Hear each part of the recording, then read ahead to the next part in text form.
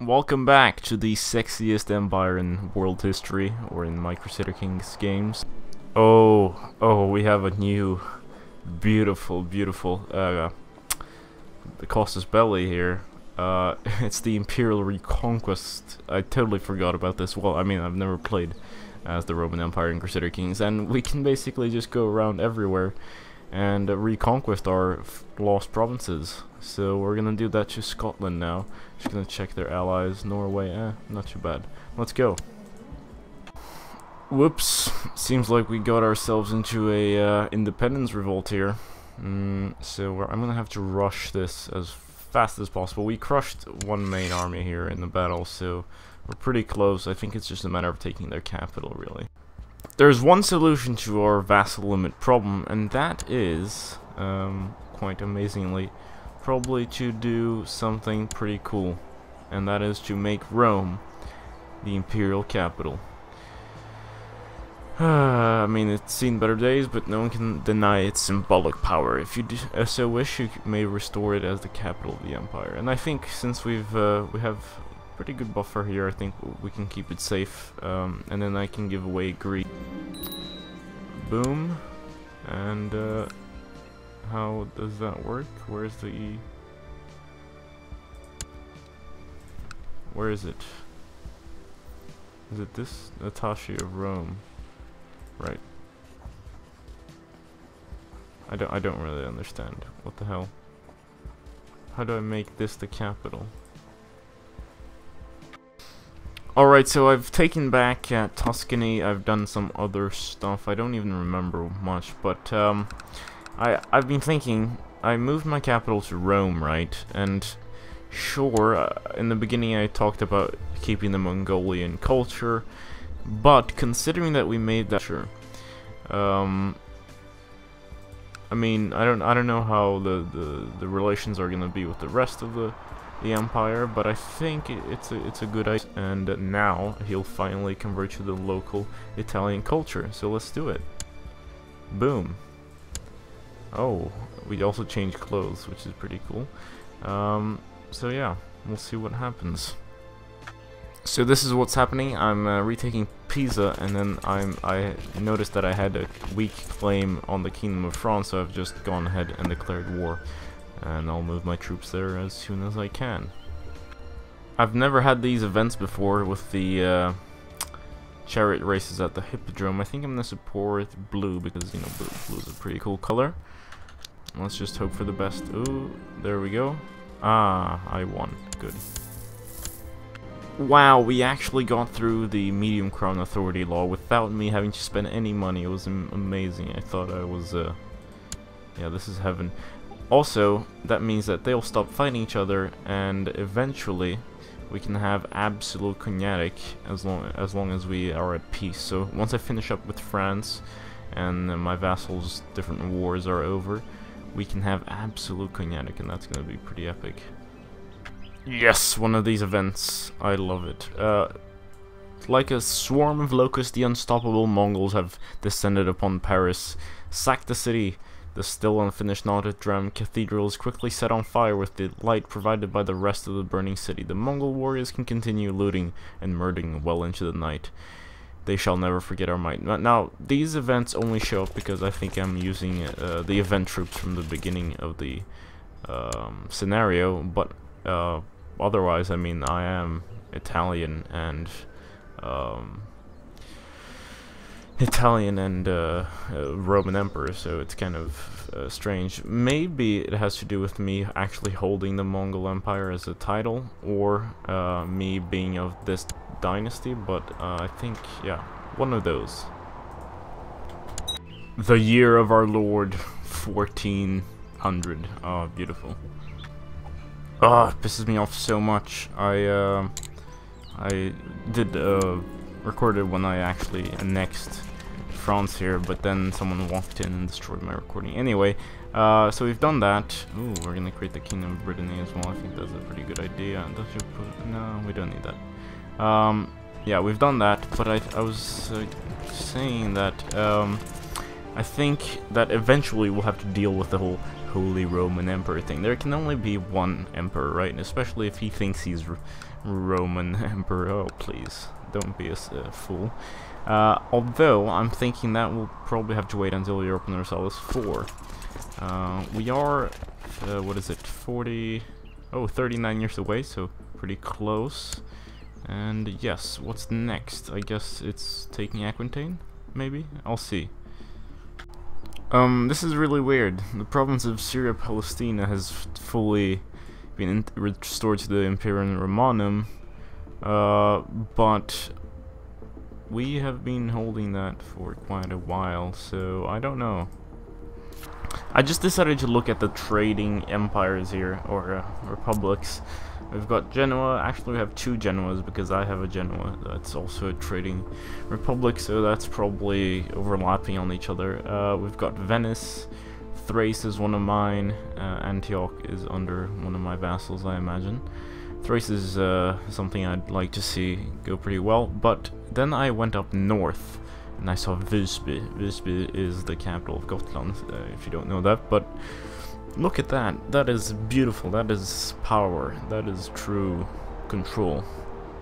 I had a mini heart attack when I saw this. I was like, what the fuck? The Golden Horde is here, until I realized, wait a minute, I'm the Golden Horde. I was the Golden Horde, so how does that make any sense? And then, yeah, this is a host, obviously. Okay, little update. I've destroyed the Arabian Empire, the Persian Empire, and the Carpathian Empire. I know that I won't be able to like make them de jure within the time frame of the game, but it's just so I can have more control over what I'm gonna lose when I die, because I realized I just forgot about this thing, and I realized that I'm gonna lose this my titles, and right now I'm actually even gonna lose the County of Rome and the Duchy of Latium, which is stupid. So what I'm gonna do now is to change this to absolute Cognatic. Yes. Boom. And that means that my daughter becomes the... but is she born in purple? Oh yes, she is. Okay. Well, poor... yeah, he's probably not very happy. Yeah, but that's changed, and these things, that would take another...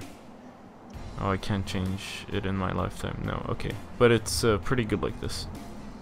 Oh yes, time to marry my daughter. Yeah, this is totally not weird at all. Okay, should we go for prestige or money?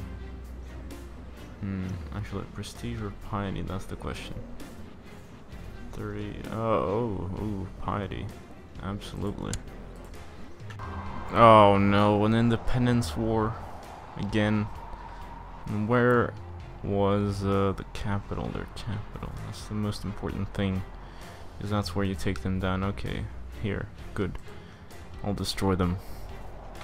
Oh wow, the Knights Hospitaller, or the Knights Templar, they're controlled by one of our family members, one of our kin. That's quite something. No, my son Augustus has died. Of what though? An accident? Really? Just an accident, not murder at all. That sounds complete. Oh man, really? Stupid. Let's go for noble customs.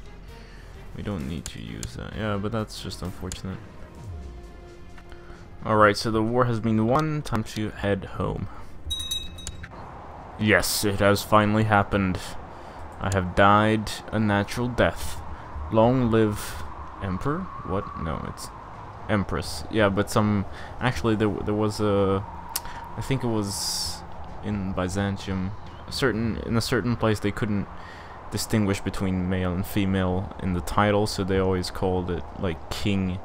I think maybe it was even Sweden, so instead of like queen, they'd say King Catherine, because, well, that was apparently a higher title or something.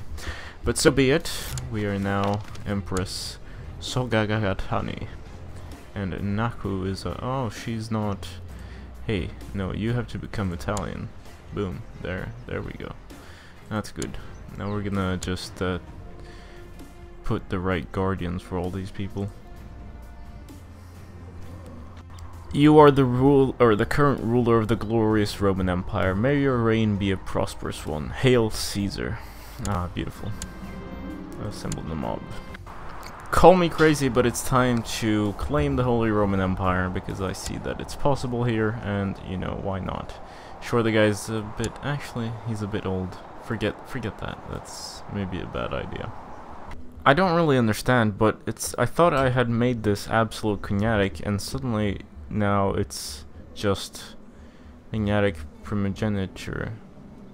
So I have no idea what's going on there. Aurelia, the maid of Caban. My lady, there are strange tidings from the province of Caban as our country suffers under the strain of war, which is just a lie because it's just some peasant revolt that just started. A young woman has come forward and declared that the Lord has spoken to her and instructed her to deliver us from the enemies of our land. She wears armor, wields a sword, and rides with her soldiers. Her name is Aurelia, and she says she's said to be approaching your court at this very moment to offer her services. To you as a leader in the war, surely it's an absurd notion that a young peasant woman should take the role of marshal or general of the Emperor's armies. No, not really. But yeah, this event is supposed to be like, what's her face? You know, the saint here, Jeanne d'Arc. Joanne of the Arc, yeah, you know. People are complaining. Well, let them moan. I'm the Empress. I'm also gonna make her the commander. How do I do that again? Go minor titles. Let's take someone with a low... Oh, you suck. Yes, you're amazing. So let's put you at the head of the army. Roberto Odichin, and there we go. Okay, so Aurelia just says, "Oh yeah, you're a great Empress, amazing, perfect, beautiful." She's a loyal servant though, so I'm not gonna say she's a power-hungry imposter. I'm just gonna say that she's truly sent by Lucifer, which is a positive thing in the Messianian faith, by the way, if you forgot that. So, ooh, yeah. Zeal, that means I'm gonna be zealous, which is pretty good. And my lady, you're the highest, also wisest woman in the realm. God shall guide you through me, and people shall be saved with a sword of righteousness in my hand. Guided by your wisdom and the will of God, we will be victorious. I don't know what she means, like victorious against what, but you know, thank you. Oh hey, national revolt risk -5 because of her. Great. Oh, okay, so yeah, because I was looking at this moral authority, and we used to have it at close to 100, right? And then I thought, well, you know, why? I've been thinking it for almost 10 years now, in game, of course. And then I realized when I went to the religious map that the Holy Roman Empire is almost totally Catholic again, which is stupid. So we're gonna have to fix that somehow. I mean, we do have a claim for the Holy Roman Empire, but the guy is really old, so we might lose. I don't know what to do, really. We'll see. Aurelia in the church. I already declined her once because she came up to us and was asking to reform the military, and most of the nobles were gonna get angry, so I said no. And here, most of the clergy are gonna get angry if I just remind them who's the Empress. So I'm gonna go put her on a trial and see if she's a heretic. So, yeah, so the trial's gonna last for a while. Let's see. She's innocent. She's acquitted. The acquittal of Aurelia have left mixed reactions across the realm. There are celebrations among the peasants and more mixed reactions among the nobility and clergy. Aurelia herself spends these days in prayer. She's realized that she'll not lead armies again nor enjoy the ear of the Empress as before. Still, the acquittal of the trial has vindicated her words and actions. She seems at peace, no longer on the grand stage of war and politics. She seems now content to spend most of her days living as a nun. You're safe now. Good. one final annexation here. Boom. Then we need to distribute that territory as well. Do we need to create the Duchy of Slavonia, or have we just usurped it? I think we just usurped it, right? Let's give it to this guy. Grant Duchy of Slavonia. Boom, there. Now I think this is a pretty good place to round it off for today. We're 21 years away from the end of the game, or at least if I'm going to convert to Europe Universalis 4. And yeah, I think I'll see you all later. If you haven't subscribed already, of course, subscribe. And don't forget, leave a like. That helps me, that helps you, that makes me realize that you want me to continue. So, goodbye.